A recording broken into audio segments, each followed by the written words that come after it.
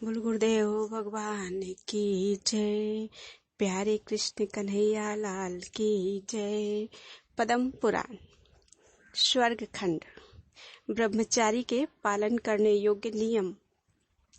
ऋषियों ने पूछा, सूत जी, कर्म योग कैसे किया जाता है जिसके द्वारा आराधना करने पर भगवान विष्णु प्रसन्न होते हैं?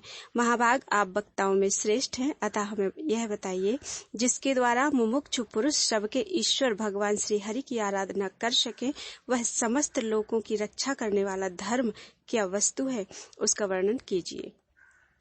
उसके श्रवण की इच्छा से ये ब्राह्मण लोग आपके सामने बैठे हैं। सूत जी बोले, महर्षियों, पूर्व काल में अग्नि के समान तेजस्वी ऋषियों ने सत्यवती के पुत्र व्यास जी से ऐसा ही प्रश्न किया था। उसके उत्तर में उन्होंने जो कुछ कहा था उसे आप लोग सुनिए। व्यास जी ने कहा, ऋषियों, मैं सनातन कर्मयोग का वर्णन करूंगा, तुम सब लोग ध्यान देकर सुनो। कर्मयोग ब्राह्मणों को अक्षय फल प्रदान करने वाला है। पहले की बात है, प्रजापति मनु ने श्रोता बनकर बैठे हुए ऋषियों के समक्ष ब्राह्मणों के लाभ के लिए वेद प्रसिद्ध संपूर्ण विषयों का उपदेश किया था। वह उपदेश संपूर्ण पापों को हरने वाला, पवित्र और मुनि समुदाय द्वारा सेवित है। मैं उसी का वर्णन करता हूँ। तुम लोग एकाग्र चित्त होकर श्रवण करो। श्रेष्ठ ब्राह्मण को उचित है कि वह अपने गृह सूत्र में बताई हुई विधि के अनुसार गर्भ या जन्म से 8वें वर्ष में उपनयन होने के पश्चात वेदों का अध्ययन आरंभ करे। दंड, मेखला, यज्ञोपवीत और हिंसा रहित काला मृगचर्म धारण किए मुनिवेश में रहे। भिक्षा का अन्न ग्रहण करे और गुरु का मुख जोहते हुए सदा उनके हित में संलग्न रहे। ब्रह्मा जी ने पूर्व काल में यज्ञोपवीत बनाने के लिए ही कपाश उत्पन्न किया था। ब्राह्मणों के लिए 3 आवृत्ति करके बनाया हुआ यज्ञोपवीत शुद्ध माना गया है। द्विज को सदा यज्ञोपवीत धारण किए रहना चाहिए। अपनी शिखा को सदा बांधे रखना चाहिए। इसके विपरीत बिना यज्ञोपवीत पहने और बिना शिखा बांधे जो कर्म किया जाता है वह विधि पूर्वक किया हुआ नहीं माना जाता। वस्त्र रुई जैसा सफेद हो या गेरुआ फटा ना हो, तभी उसे ओढ़ना चाहिए तथा वही पहनने के योग्य माना गया है। इसमें भी श्वेत वस्त्र अत्यंत उत्तम है। उससे भी उत्तम और शुभ आच्छादन काला मृगचर्म बताया गया है। जनेऊ गले में डालकर दाहिना हाथ उसके ऊपर कर लें और बाईं बाह अथवा कंधे पर उसे रखे तो वह उपवीत कहलाता है। यज्ञोपवीत को सदा इसी तरह रखना चाहिए। कंठ में माला की भांति पहना हुआ जनेऊ निवीत कहा गया है। ब्राह्मणों, बाईं बाह बाहर निकालकर दाहिनी बाह या कंधे पर रखे हुए जनेऊ को प्राचीनावीत अपशव्य कहते हैं। इसका पितृ कार्य, श्राद्ध, तर्पण आदि में उपयोग करना चाहिए।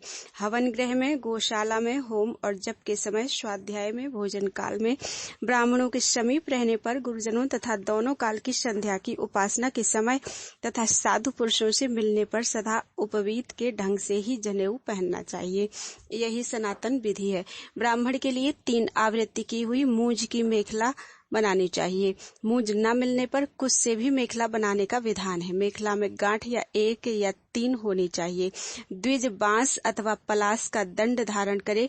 दंड उसके पैर से लेकर सिर के केस तक लंबा होना चाहिए अथवा किसी भी यज्ञोपयोगी वृक्ष का दंड जो सुंदर और छिद्र आदि से रहित हो वह धारण कर सकता है। द्विज सवेरे और सायंकाल में एकाग्र चित्त होकर संध्योपासन करे। जो काम, लोभ, भय और अथवा मोहवश संध्योपासन त्याग देता है वह गिर जाता है। संध्या करने के पश्चात द्विज प्रसन्न चित्त होकर सायंकाल और प्रातः काल में अग्निहोत्र करे। फिर दोबारा स्नान करके देवताओं, ऋषियों और पितरों का तर्पण करे।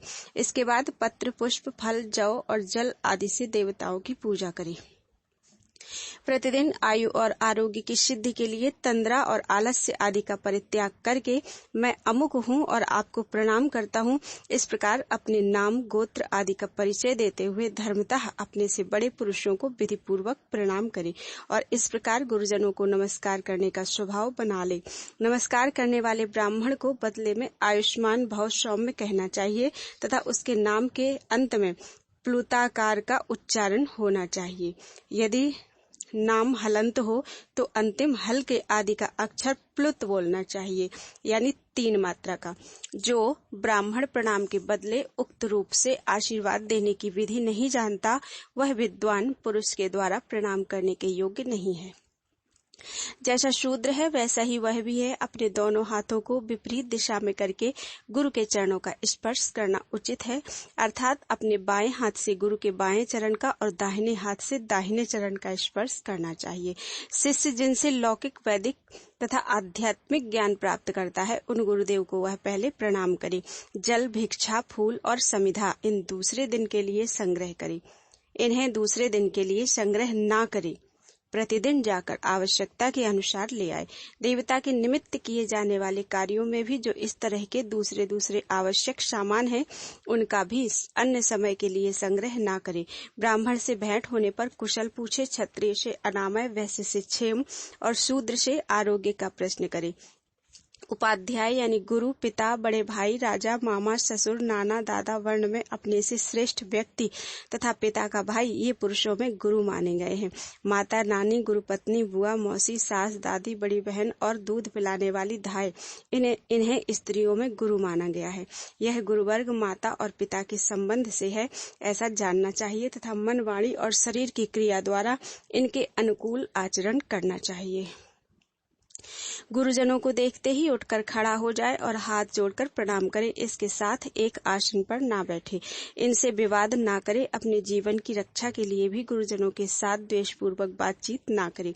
अन्य गुणों के द्वारा ऊंचा उठा हुआ पुरुष भी गुरुजनों से द्वेष करने के कारण नीचे गिर जाता है। समस्त गुरुजनों में भी 5 विशेष रूप से पूज्य हैं। उन 5 में भी पहले पिता, माता और आचार्य, ये 3 सर्वश्रेष्ठ हैं। उनमें भी माता सबसे अधिक सम्मान के योग्य है। उत्पन्न करने वाला पिता, जन्म देने वाली माता, विद्या का उपदेश देने वाला गुरु, बड़ा भाई और स्वामी, ये 5 परम पूज्य गुरु माने गए हैं।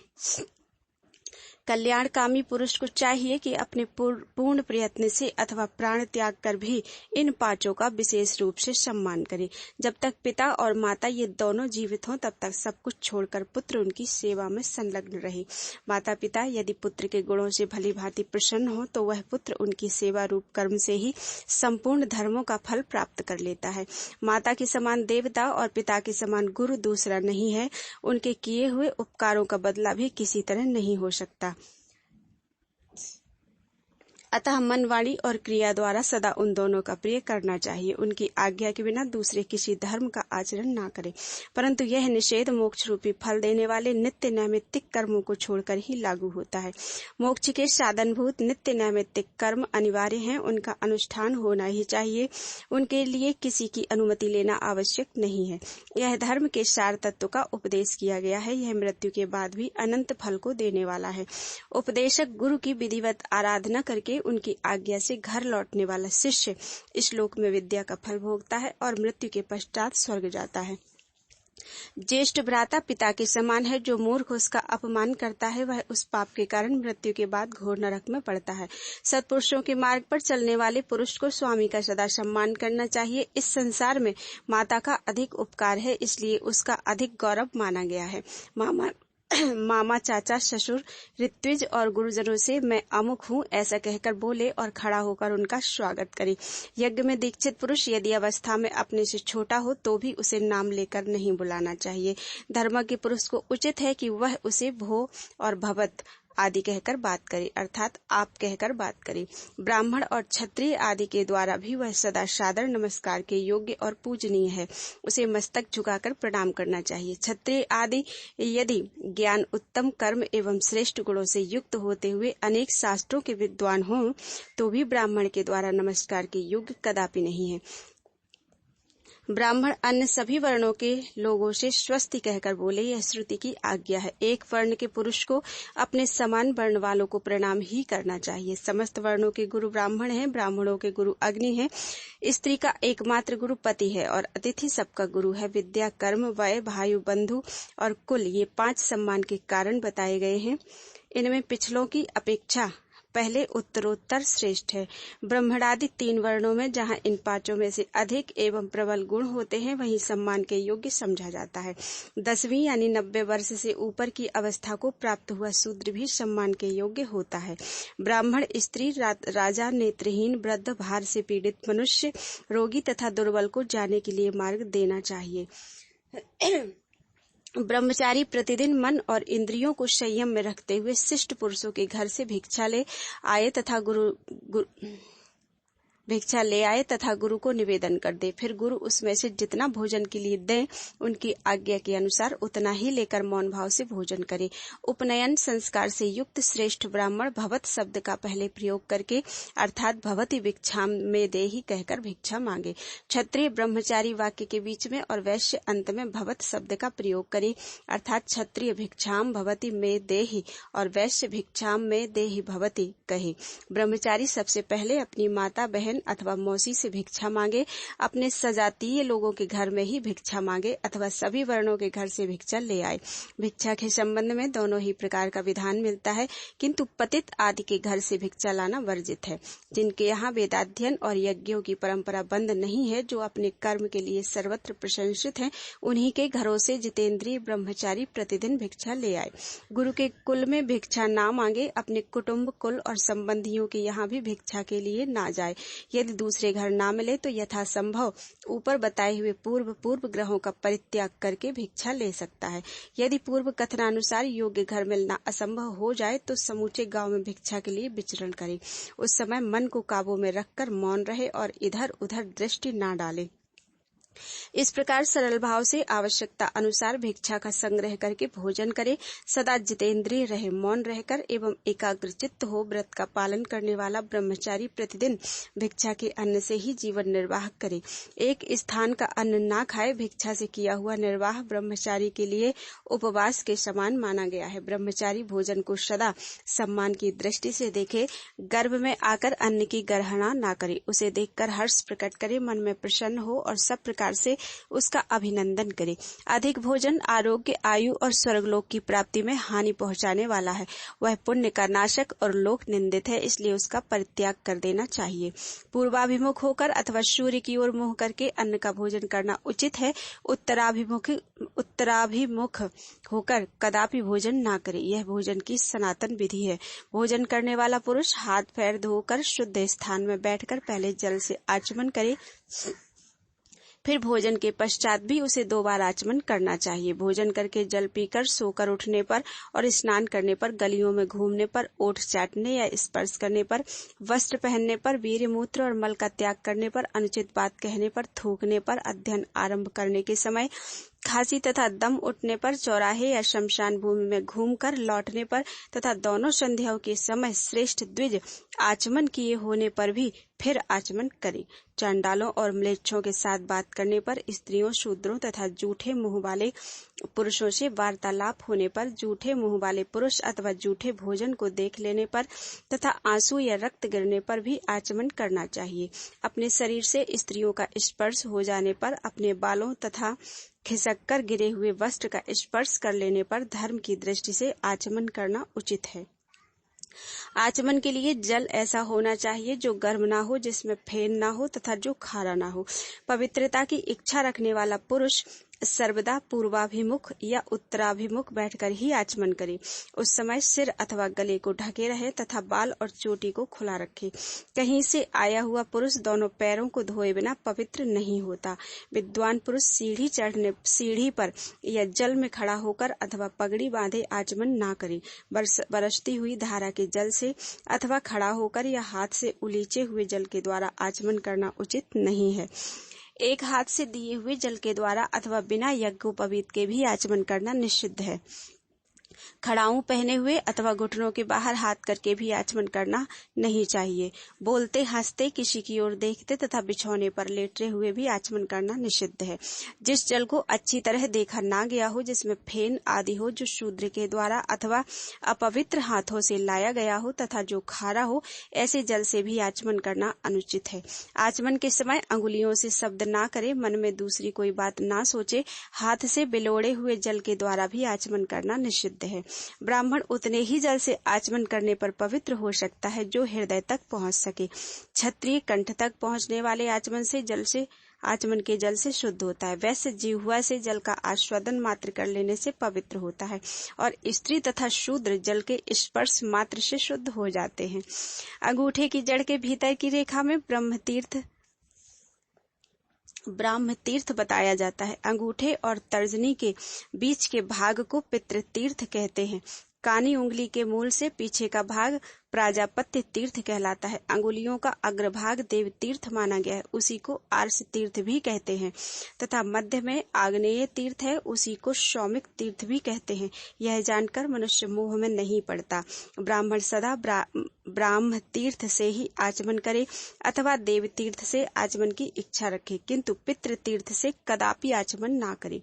पहले मन और इंद्रियों को संयम में रखकर ब्राह्म तीर्थ से 3 बार आचमन करे, फिर अंगूठे के मूल भाग से मुंह को पोंछते हुए उसका स्पर्श करे।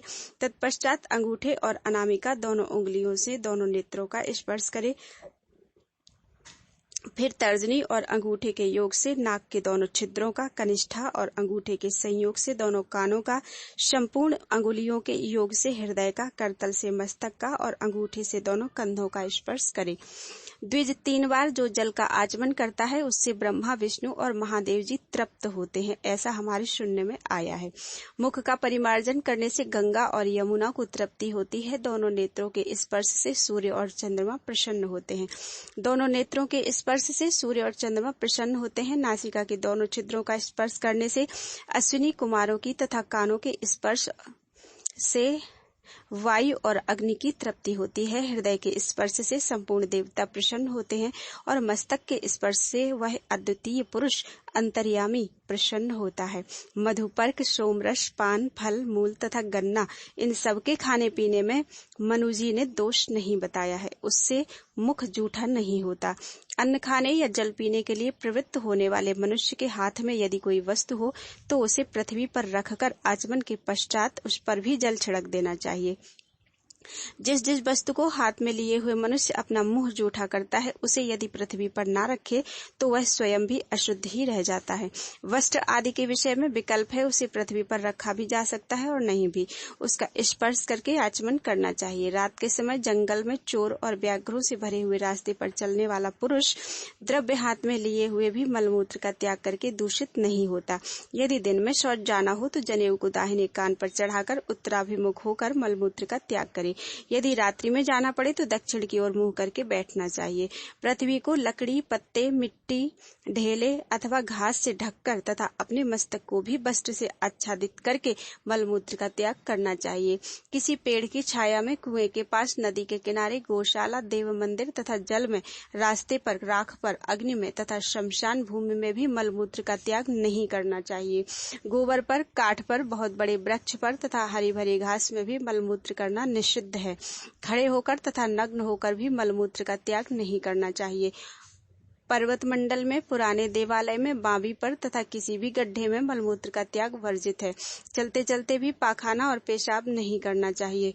भूसी, कोयले तथा ठीकरे पर, खेत में, बिल में, तीर्थ में, चौराहे पर अथवा सड़क पर, बगीचे में, जल के निकट, ऊसर भूमि में तथा नगर के भीतर, इन सभी स्थानों में मलमूत्र का त्याग मना है। खड़ाऊ या जूता पहनकर, छाता लगाकर, अंतरिक्ष में स्त्री, गुरु, ब्राह्मण, गौ, देवता, देवालय तथा जल की ओर मुंह करके, नक्षत्रों तथा ग्रहों को देखते हुए अथवा उनकी ओर मुंह करके तथा सूर्य, चंद्रमा और अग्नि की ओर दृष्टि करके भी कभी मलमूत्र का त्याग नहीं करना चाहिए। शौच आदि होने के पश्चात कहीं किनारे से लेप और दुर्गंध को मिटाने वाली मिट्टी लेकर आलस्य रहित होकर विशुद्ध एवं बाहर निकाले हुए जल से हाथ आदि की शुद्धि करे। ब्राह्मण को उचित है कि वह रेत मिली हुई अथवा कीचड़ की मिट्टी ना ले। रास्ते से, ऊसर भूमि से तथा दूसरों के शौच से बची हुई मिट्टी को भी काम में न ले। देव मंदिर से, कुएं से, घर की दीवार से और जल से भी मिट्टी ना ले। तदनंतर हाथ पैर धोकर प्रतिदिन पूर्वोक्त विधि से आचमन करना चाहिए। बोलो वृंदावन बिहारी लाल की जय।